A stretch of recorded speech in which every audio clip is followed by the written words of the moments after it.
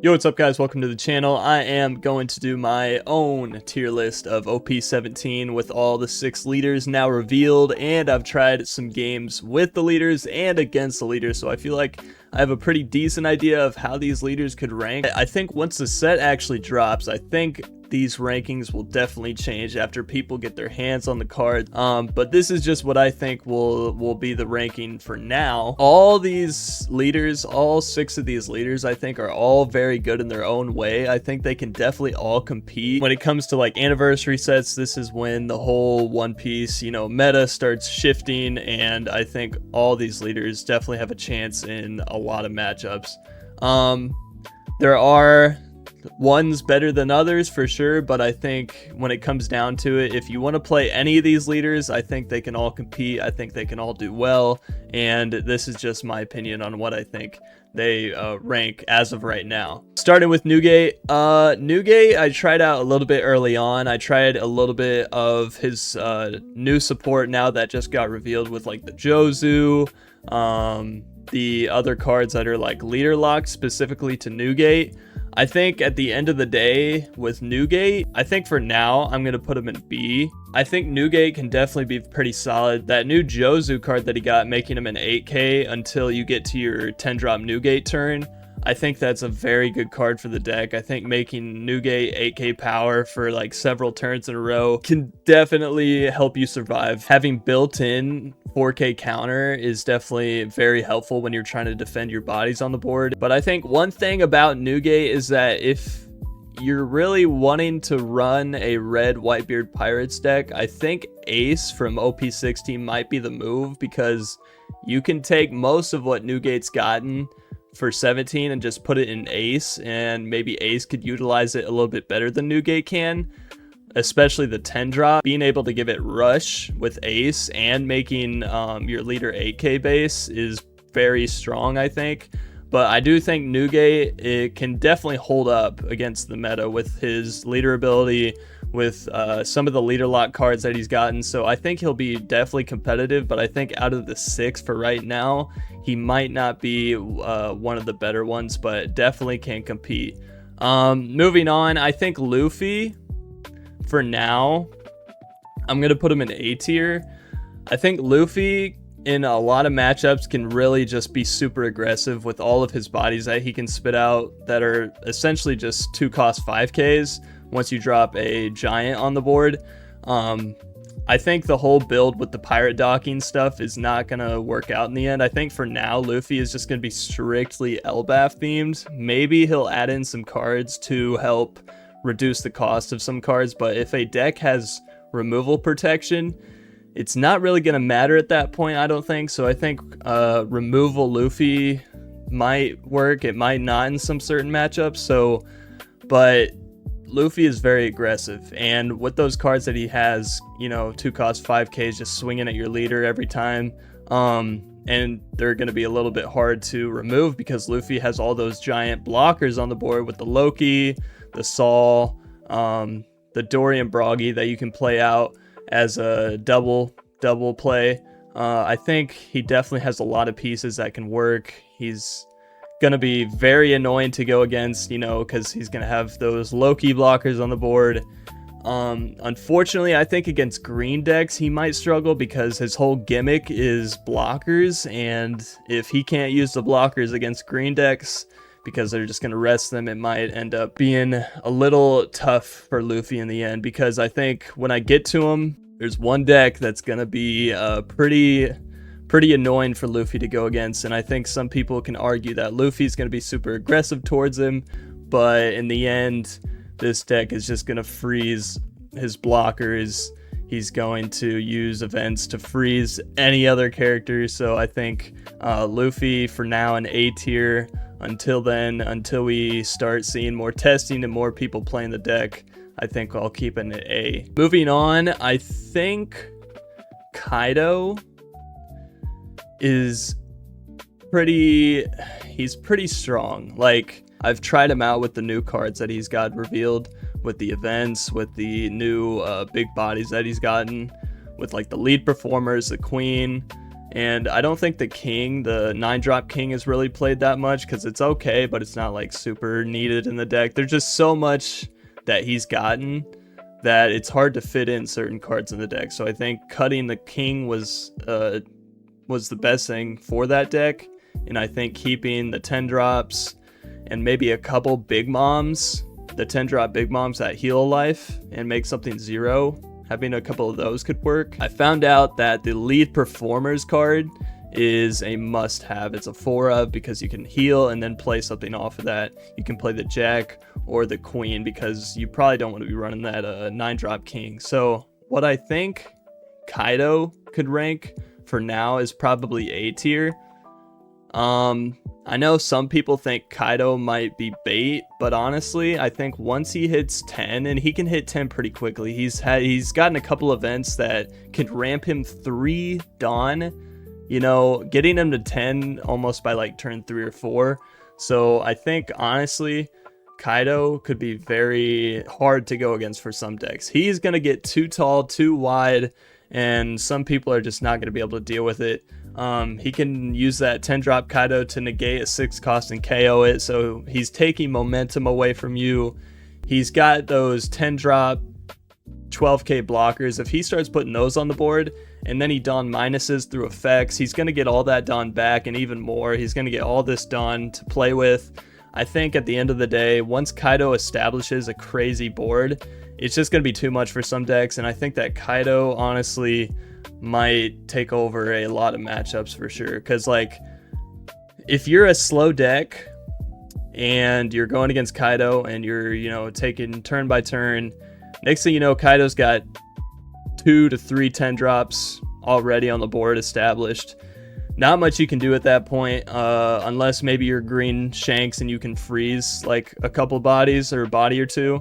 But I think at the end of the day, Kaido, definitely an A tier in my opinion. I think he has potential. Like, I'm interested to see what kind of builds people have. I know Mama Ragon could be a good addition to the deck, but there was also this 2 cost that Kaido got that got revealed today, actually, that for 2 Dawn you play him. I forgot what character it is. It's 2 Dawn, you play it, Dawn -1, rest any character. No cost restriction, nothing. So Kaido's getting power reduction, he's getting resting, he's getting negate something, he's getting this and that. Has all these options, he has all these pieces. I think in the right hands and a lot of practice with the deck, somebody could do a lot of damage with Kaido. So I'm going to leave him at A tier, right behind Luffy. Next up, Charlotte Linlin, Big Mom. Big Mom is an interesting deck. It's not like any other like yellow deck we've seen, and I think a lot of people are like, oh, it's just yellow slop, whatever. You could look at it as like that, but I think she has her own gimmick to where you're not necessarily using other yellow pieces from other decks, yellow slop, and throwing it in this deck and seeing if it works. I think a lot of people are trying to build Big Mom by like adding in like Thriller Bark or like the Blackbeard stuff, but after playing a lot of games, Big Mom works a lot better if you just use her package that she's getting in 17. I think if you utilize Big Mom in that way, that's when she plays the best, because with Big Mom, your opponent, people are debating like whether it's a good idea to just let Big Mom heal or not heal. I think in most matchups that I've had, people have just let me heal as Big Mom more than likely. If they don't let me heal and I just trash a random card out of their hand, I mean, you could very easily trash their next play. So a lot of people don't want to take that risk. Some people do. It might pay off, it might not. It really depends. I haven't yet fully like decided whether like what the better option is at this point, to let her heal or not heal. But after a lot more testing, I think people will kind of determine what the better option will be. For now, people are just kind of, you know, assuming that letting Big Mom heal is probably the best option to make Big Mom trash all her cards. But at the end of the day, like, as long as you stay around 4 to 5, maybe 6 cards in hand as Big Mom, and you're not like trying to like, you know, reduce your hand size too bad. I found out that like when I attack with Big Mom, if I have 5 cards in hand, that's debatable. But I think 6 is like the magic number. If you have 6 cards in hand at least, I think it's totally fine to use leader ability and then let them make you trash 2 cards to gain a life. So for now, I'm going to put Big Mom A tier behind Kaido and Luffy. I think that Big Mom against Kaido with his healing potential with the lead performers and even the Big Mom, the 10-drop purple card, I think Big Mom and Kaido could go on. Is like going to be a big like overtime game because they both can heal. They both go tall with their 10 drops, and with the 10 drop Big Mom turning those 4Ks into 8Ks, making them a lot bigger. I think that matchup is interesting for sure. It really depends on who's piloting the decks, but it really depends what pieces you see and everything. And so I think what Big Mom relies heavily on is triggers and the way your opponent really wants to play the game. Because what you do is you let your board fill up with those 4Ks.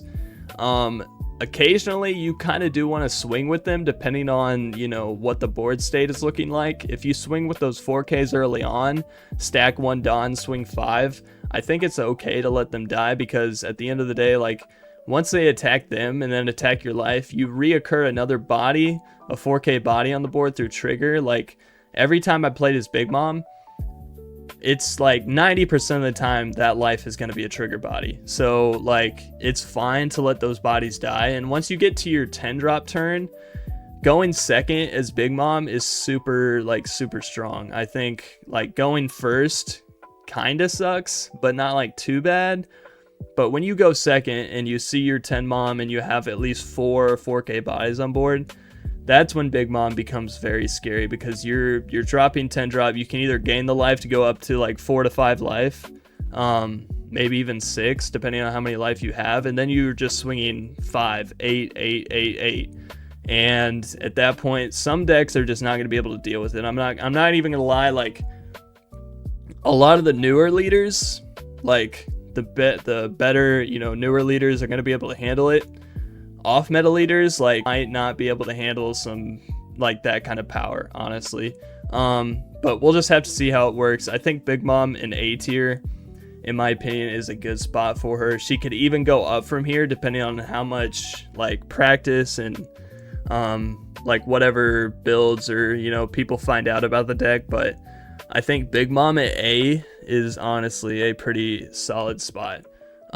So Shanks has gotten a lot of interesting cards revealed for his deck, and I think it's really depending on like if you want to go the red-haired pirates route or the slash attribute route.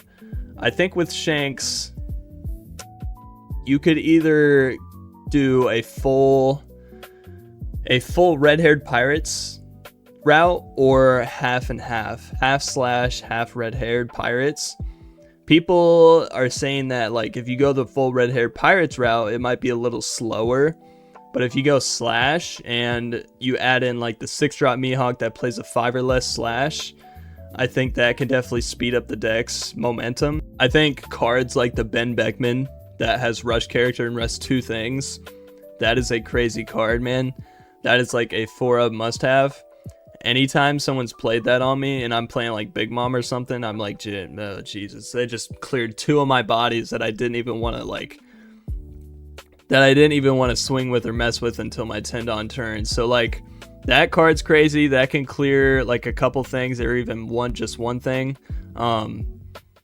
It has cards to be able to deal with the Mihawk match. Mihawk in general is going to be a crazy deck, I think, but I think Shanks can definitely compete. It's just that Shanks's ability is so like strong and generic that he's gonna be able to slow down a lot of decks for sure. Like matchups against like Luffy and Kaido, he's just gonna be able to freeze those big bodies that they play. And I think at the end of the day, Shanks probably deserves S tier. I think he definitely can be best deck in format. A lot of people think maybe he's bait, but I think in the right hands, and that goes for a lot of decks, in the right hands, these all, like I said in the beginning of the video, all these leaders have potential and can compete. And I don't think like any of the matchups are like way out of left field, like unfair at all. I think depending on how like the board state is, you know, what pieces you see throughout the game, I think each leader can definitely compete. With Shanks, I think if you were wanting to run like a full slash build at that point, you might as well just be playing Mihawk. But I think a lot of his red-haired pirate support is very solid. It's definitely going to help him win a lot of games. Their abilities are very, very good. So I think Shanks overall going to be pretty strong. His leader ability is just so good. And to be able to rest a Dawn or pitch a card to freeze anything. I mean, yeah. After like the first time he was revealed, everyone's like, yeah, Shanks best deck in format, and I think that probably be the case. So last but not least, we have the new leader, blue leader, Rocks. He was revealed not too long ago. I've had the chance to play with him a little bit, and I've played a lot against him too. Thing with Rocks, people are like, oh, he's just a deck full of bricks. How could this even work? By a certain point of the game, he's got like 15 plus cards in hand, and you're like, oh, they're all bricks. But if he's established like a Lin, a Newgate, a Shiki, 10 drop Rocks, and then plays into something else. And I also think the stage, the 1-drop stage that pitches a card for 1k is very important too. You want as much counter as you want, you know, to be able to use on the board. With the Newgate, you give your leader plus 3k for 1 card. Shiki, you give something minus 3k, a character minus 3k, pitch a card when attacking or on attack. Also the Lin, the 5-drop that gives you an additional 1k if you pitch a card. And the Rocks itself in your hand is a 2k. And then he has 4, he has those 2k events, 2k counters, that it's a 8 additional 2ks in your hand basically. And depending on what you tech into the deck, I think personally if you tech in like non-Rocks Pirates cards in the deck, I don't think it's a good idea. I think some people are like, oh, it's only like a 3 of or a 4 of. You know, if you miss leader ability on 1 turn, I think that feels very bad, and I think that it's just not worth it. People are like, oh, I'll take in just 2 Galdinos. Like, why even have the card in there? I don't think it's worth it to miss leader ability or whatever. I've seen people run like Borsalino from the Kuzan starter deck, and you know, do what you want to do, but I think running a full Rocks Pirates package is probably the best case scenario, because like you're gonna want to play the deck the way it's supposed to be played, I think. And I think that's when it's its strongest, because you want to play the cards that he's wanting to get out on the board, such as like the Lin, the Newgate, the Stussy, the Shiki. If you can develop a Stussy on the board and your opponent can't deal with it, it's going to be very tough for a lot of decks to just like go into the leader, because Stussy on play, stun a 6 or less, and then rest additional 3 Dawn and Stussy to stun anything. That card has like won a lot of matchups against me. That Stussy card is insane, I think. And it can stall you a turn, even a couple turns, and I think the card is very important for the deck. It can just do a lot. So at the end of the day, I think Rocks, you establish what I've mentioned with the Newgate and all that, it has the potential to where if you get to a certain board state, rocks might be too much to handle. And I think in the right hands, like I've been saying with all these leaders, rocks could actually be like very top tier. That is why I'm going to put him right behind Shanks. I think all these leaders are meta changing. All these leaders are meta shifting. And all of them can compete. Now, a lot of people might agree, disagree. Whatever you think, leave them down in the comments. But I think, for my opinion, this is where the leaders rank. I'm going to be trying out a lot of Big Mom in 17.